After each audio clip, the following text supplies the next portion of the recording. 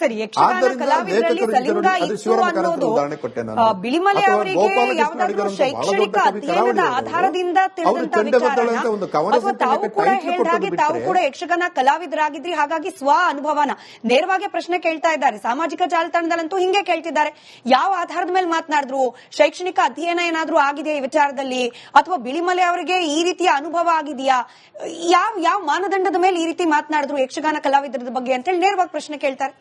ಇಲ್ಲ, ಅದು ಸರಿಯಾದ ಪ್ರಶ್ನೆ, ತಪ್ಪಲ್ಲ. ಈಗ ನಾವೆಲ್ಲ ವೃತ್ತಿ ಕಲಾವಿದರಲ್ಲ, ನಾವು ಹವ್ಯಾಸಿ ಕಲಾವಿದರು. ನಾವು ಏನ್ ಮಾಡ್ತೇವೆ, ಹೋಗ್ತೇವೆ, ಯಕ್ಷಗಾನ ವೇಷ ಮಾಡ್ತೇವೆ, ಬರ್ತೇವೆ. ಹಾಗಾಗಿ ನಮಗೆ ಅಂತ ಅನುಭವ ಯಕ್ಷಗಾನದ ಒಳಗಡೆ ಆಗುವ ಸಾಧ್ಯತೆಗಳು ಇಲ್ಲ. ನನ್ನ ಹಾಗಿರುವ ಹವ್ಯಾಸಿ ಕಲಾವಿದರಿಗೆ ಅದು ಆಗುದಿಲ್ಲ. ಆದ್ರೆ ನಾನು ಒಂದು ಹಾಸ್ಟೆಲ್ನಲ್ಲಿದ್ದೆ ಬಹಳ ಕಾಲ, ನಾನು ವಿದ್ಯಾರ್ಥಿ ಆಗಿದ್ದಾಗ. ಅಲ್ಲಿ ಅಂತ ಅನುಭವಗಳು ನನಗಾಗಿದೆ. ನಾನು ಸುಬ್ರಹ್ಮಣ್ಯದಲ್ಲಿದ್ದೆ, ಅಲ್ಲಿ ನನಗೆ ಅಂತ ಕೆಲವು ಅನುಭವಗಳಾಗಿದೆ. ಆದ್ರೆ ಅದನ್ನೆಲ್ಲ ಹೇಳಿಕೊಡೋದಕ್ಕೆ ಇದು ವೇದಿಕೆ ಅಲ್ಲ. ವೃತ್ತಿ ಕಲಾವಿದರು 30-40 ವರ್ಷದ ಹಿಂದೆ ಮನೆ ಬಿಟ್ಟು ಹೋದರೆ 6 ತಿಂಗಳಾದ ಮೇಲೆ ಮನೆಗೆ ಬರುವಂತಹ ಒಂದು ಸಂದರ್ಭದಲ್ಲಿ ಅವರಿಗೆ ತಮ್ಮ ಪತ್ನಿ ಪುತ್ರ ನೋಡುವ ಅವಕಾಶ ಇರುವುದಿಲ್ಲ. ಆಮೇಲೆ ಎಲ್ಲೋ ಒಂದು ಕಡೆ ಟೆಂಟ್ನಲ್ಲಿ ಒಟ್ಟಿಗೆ ಹಾಕೊಳ್ತಾರೆ. ಆಮೇಲೆ ಇನ್ನೊಂದು ನಾನು ಏನು ಹೇಳಿದೆ ಅಂದ್ರೆ, ಈಗ ದೈಹಿಕ ಕಾಮನೆಗಳಲ್ಲಿ ಕಾಮ ಒಂದು, ಕಾಮವೇ ಅಂತಿಮ ಅಲ್ಲ. ಈಗ ಒಂದ್ಸಾರಿ ವೇಷ ಕಟ್ಟಿ ರಂಗದ ಮೇಲೆ ಕುಣಿಲಿಕ್ಕೆ ಹೋದ ಮೇಲೆ ನನಗೆ ಮೂತ್ರ ಬಂದ್ರೆ ನಾನು ಮೂತ್ರ ಎಲ್ಲಿ ಹೊಯ್ಯಬೇಕು ಎಂಬುದು ನಿನ್ನೆ ಮೊನ್ನೆವರೆಗೆ ದೊಡ್ಡ ಪ್ರಶ್ನೆ. ಅದು ಈಗ ಹಾಗಿಲ್ಲ. ಈಗ ಅತ್ಯಾಧುನಿಕವಾದ ಕಟ್ಟಡಗಳಲ್ಲಿ ನಡೀತದೆ, ಕಲಾವಿದರಿಗೆ ಅವಕಾಶ ಇದೆ. ಅದಕ್ಕೆ ಸಹಕಾರವನ್ನ ನೀಡದೆ ಹೋದ್ರೆ ಮರುದಿನ ಭಾಗವತರು ಆ ಪದ್ಯದ ಸಾಲುಗಳನ್ನೇ ಕಟ್ ಆಫ್ ಮಾಡ್ಬಿಡ್ತಾ ಇದ್ರು. ಮುಂದಿನ ಮೇಳದಲ್ಲಿ ಅಂತ ಕಲಾವಿದರಿಗೆ ಅವಕಾಶನೇ ಇರ್ತಿರ್ಲಿಲ್ಲ. ಹೀಗೊಂದು ಆರೋಪ ಮಾಡುವ ಮೂಲಕ ಇಡೀ ಭಾಗವತ ಸಮುದಾಯ ಅದಕ್ಕೇನೆ ನೀವು ಅವಮಾನ ಮಾಡಿದ್ರಿ ಅಂತ ಹೇಳಿ ಆಕ್ಷೇಪಣೆಗಳು ಬರ್ತಾ ಇದೆ. ಈಗ ಇಲ್ಲ, ಅವಮಾನ ಅಂತ ಅವರು ದಯವಿಟ್ಟು ತಿಳ್ಕೊಳ್ಬಾರ್ದು ಅದನ್ನು. ಆದ್ರೆ ಭಾಗವತರು ಮತ್ತು ಸ್ತ್ರೀ ವೇಷಧಾರಿಗಳ ನಡುವಿನ ಸಂಬಂಧವನ್ನ ನನಗೆ ಇಬ್ಬರು ಅತ್ಯಂತ ಪ್ರಮುಖ ವೇಷಧಾರಿಗಳು ಮಾಹಿತಿಗಳನ್ನ ಕೊಟ್ಟಿದ್ದಾರೆ. ಹೀಗೆ ಅಂದ್ರೆ ಮಾಹಿತಿ ಅಂದ್ರೆ ನಾನು ಸಂಶೋಧನೆಗೆ ಅಂತಲ್ಲ, ಕುಳಿತುಕೊಂಡು ಚಾ ಕುಡಿಯುವಾಗ ಹೀಗೆಲ್ಲ ಆಗ್ತದೆ ಬಿಳಿಮಲೆ ಅವರೇ, ಯಾರಿಗೆ ಹೇಳುದು ನಾವು ಅಂತ ಹೇಳುವುದನ್ನು ನಾನು ಕೇಳಿದ್ದೇನೆ. ಇಬ್ಬರು ಕಲಾವಿದರು, ಒಬ್ಬರು ಇಲ್ಲೇ ಇದ್ದಾರೆ, ಬೆಂಗಳೂರಲ್ಲೇ ಇದ್ದಾರೆ, ಅವರ ಹೆಸರು ಹೇಳುದು ತಪ್ಪಾಗ್ತದೆ. ಇನ್ನೊಬ್ರು ಈಗ ಇದ್ದಾರೆ, ಅಂದ್ರೆ ಮೇಳದಲ್ಲಿ ಇಲ್ಲ, ಅವರು ಇದನ್ನೆಲ್ಲ ಹೇಳಿಕೊಂಡಿದ್ದಾರೆ. ಆಮೇಲೆ ಡೆಲ್ಲಿಯಲ್ಲಿ ನಾನಿದ್ದಾಗ ಬಹಳ ಜನ ಕಲಾವಿದರು ಖಾಸಗಿಯಾಗಿ ಮಾತಾಡಿದಾಗ ಇದನ್ನು ಹೇಳ್ತಾರೆ. ಎಲ್ಲದಕ್ಕಿಂತ ಹೆಚ್ಚಾಗಿ ಚಂದ ಪ್ರಕಾಶನದವರು ಪ್ರಕಟ ಮಾಡಿದ ಆ ಪುಸ್ತಕದ ಹೆಸರು ದೀಪ ಹತ್ತಿತು ಅಂತ ನೆನಪು ನನಗೆ. ಅದರಲ್ಲಿ ಅದು ಕಲಾವಿದನ ಬಯೋಗ್ರಫಿ ಅಲ್ಲ, ಅದು ಒಂದು ಕಾದಂಬರಿ. ಅದು ಆ ಕಾದಂಬರಿಯಲ್ಲಿ ಸ್ತ್ರೀ ವೇಷಧಾರಿ ಭಾಗವತರುಗಳಿಂದ ಮತ್ತು ಸಹ ಕಲಾವಿದರಿಂದ ಯಾವೆಲ್ಲ ಬಿಕ್ಕಟ್ಟುಗಳನ್ನು ಅನುಭವಿಸ್ತಾರೆ ಎಂಬುದರ ಬಹಳ ಒಳ್ಳೆಯ ಚಿತ್ರ ಇದೆ. ಲಿಂಗ ಬದಲಾವಣೆವರೆಗೆ ಇದೆ, ಅದು ಲಿಂಗ ಬದಲಾವಣೆ ಮಾಡಿಕೊಳ್ಳುವವರೆಗೆ ಇದೆ. ಯಾಕಂದ್ರೆ ಈ ಸ್ತ್ರೀ ವೇಷಧಾರಿಗಳು ನೋಡಿ, ಇದನ್ನು ಹೇಳಿದ್ರೆ ಇನ್ನೊಂದು ಕಾಂಟ್ರವರ್ಸಿ ಆಗ್ತದೆ, ಹಾಗಾಗಿ ಹೇಳುದು ಹೇಗಂತಲೂ ಗೊತ್ತಾಗೋದಿಲ್ಲ. ಬಹಳ ವರ್ಷ ಸ್ತ್ರೀ ವೇಷ ಮಾಡಿದ್ರೆ ಅವರ ದೇಹ ಭಾಷೆಗಳು ಕೂಡ ಬದಲಾಗ್ತದೆ, ಒಂಚೂರು ನಡೆಯುವುದರಲ್ಲಿ ಎಲ್ಲ ಬದಲಾವಣೆ ಆಗ್ತದೆ. ಯಾಕಂದ್ರೆ 20-25 ವರ್ಷ ಸ್ತ್ರೀ ವೇಷ ಹಾಕಿದ್ರೆ ಅವರ ದೇಹದಲ್ಲಿಯೇ ಕೆಲವು ಬದಲಾವಣೆಗಳು ಆಗ್ತವೆ. ಯಾಕಂದ್ರೆ ದಿನಕ್ಕೆ 6-7 ಗಂಟೆ ಅವರು ಸ್ತ್ರೀ ವೇಷದಲ್ಲಿ ಕೆಲಸ ಮಾಡಬೇಕು. ಇವೆಲ್ಲ ಜೈವಿಕವಾದಂತಹ ಸಮಸ್ಯೆಗಳು. ಒಬ್ಬ ಲೇಖಕ, ಸಂವೇದನಾಶೀಲ ಲೇಖಕ, ಅವ ಯಕ್ಷಗಾನ ನೋಡಿ ಸಂಭವಿಸುವುದರ ಜೊತೆಗೆ ವೇಷ ಕಳಚಿದ ಮೇಲೆ, ಅಂದ್ರೆ ನನ್ನ ಮಾತು ಇಷ್ಟೇ ಮೇಡಮ್, ಕಲಾವಿದರ ಅನುಭವಕ್ಕೆ ಒಬ್ಬ ವಿದ್ವಾಂಸ ಅಥವಾ ಒಬ್ಬ ಸಂಶೋಧಕ ಅಕ್ಷರವಾಗದೇ ಹೋದರೆ ಅಕ್ಷರಕ್ಕೆ ಘನತೆ ಬರುವುದಿಲ್ಲ, ಕಲಾವಿದನಿಗೂ ಗೌರವ ಬರುವುದಿಲ್ಲ. ನಾವು ಹೀಗೆ ಮಾತಾಡುವಾಗ ಯಾರಿಗಾದರೂ ನೋವಾಗಿದ್ರೆ ನಾನು ವಿಷಾದಿಸುತ್ತೇನೆ ಮತ್ತು ಅವರ ಕ್ಷಮೆ ಕೇಳ್ತೇನೆ. ಆದರೆ ವಾಸ್ತವವನ್ನು ಒಪ್ಪಿಕೊಳ್ಳುವುದಕ್ಕೆ ನಾವು ಪ್ರಾಮಾಣಿಕವಾಗಿ ಮುಂದೆ ಹೋದಾಗ ಮಾತ್ರ ಅಕ್ಷರ ಬೆಳೀತದೆ. ನೋಡಿ, ಸಿದ್ದಲಿಂಗಯ್ಯನವರು ಮತ್ತು ಮಹಾದೇವನವರು, ದೇವನೂರು ಮಹಾದೇವನವರು ದಲಿತರ ಬಗ್ಗೆ ಬರೆಯುವಲ್ಲಿವರೆಗೆ ಮೊನ್ನೆ ತೀರಿಕೊಂಡ್ರು. ಮೊಗಳಿ ಗಣೇಶ ಹೇಲಿಗೆ ಬಿದ್ದ ಸಲಿಂಗಕಾಮ ಅನ್ನೋದು ಕೇವಲ ಯಕ್ಷಗಾನದಲ್ಲಿ ಮಾತ್ರ ಇರೋದ?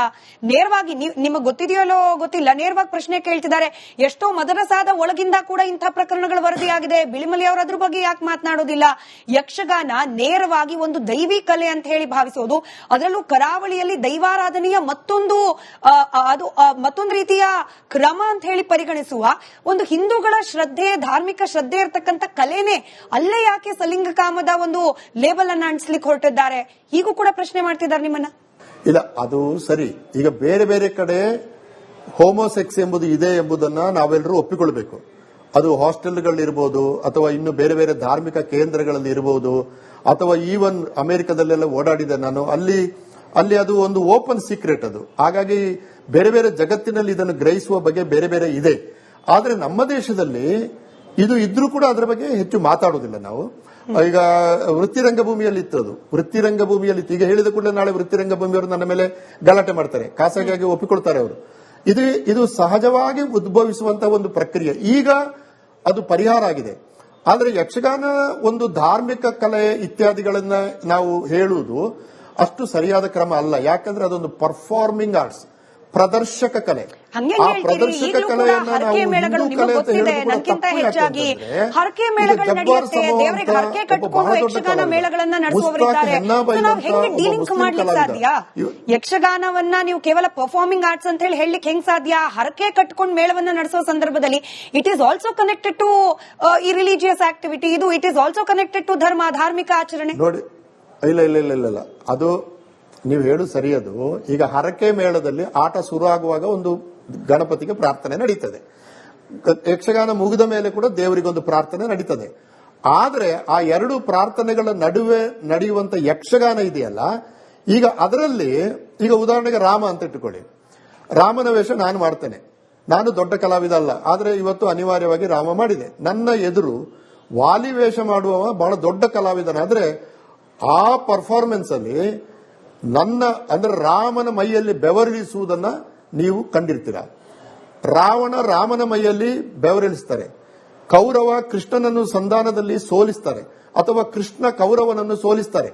ಇದು ಯಕ್ಷಗಾನ ರಂಗದ ಒಳಗಡೆ ಕಥೆಗಳು, ಪುರಾಣ ಕಥೆಗಳು ಕಟ್ಟುವ ಒಡೆಯುವ ಪ್ರಕ್ರಿಯೆ. ನಿಮಗೆ ಒಂದು ಉದಾಹರಣೆ ಹೇಳ್ತೇನೆ, ನಿಮಗೆ ಆಸಕ್ತಿ ಇದ್ರೆ. ಈಗ ಧರ್ಮದೊಳು ನಿರ್ಮಲ ಪುತ್ರಂ ಧರ್ಮಪುತ್ರಂ ಎಂಬ ಮಾತನ್ನ ಪಂಪ ಧರ್ಮರಾಯನಿಗೆ ಹೇಳ್ತಾನೆ. ವ್ಯಾಸ ಭಾರತದಲ್ಲಿ ಧರ್ಮರಾಯ ಬಹಳ ದೊಡ್ಡ ಧರ್ಮಿಷ್ಠ. ಅವನು ಋಷಿ ಮುನಿಗಳೆಲ್ಲ ಧರ್ಮದ ಸಮಸ್ಯೆಗೆ ಬಂದಾಗ ಅವನ ಹತ್ರ ಕೇಳ್ತಾರೆ. ಮತ್ತೆ ನೀವು ಯಕ್ಷಗಾನಕ್ಕೆ ಬಂದ್ರೆ ಧರ್ಮರಾಯನ ವೇಷ ಹಾಕುವವರು ದೊಡ್ಡ ಕಲಾವಿದರಲ್ಲ, ಚಿಕ್ಕ ಕಲಾವಿದರು.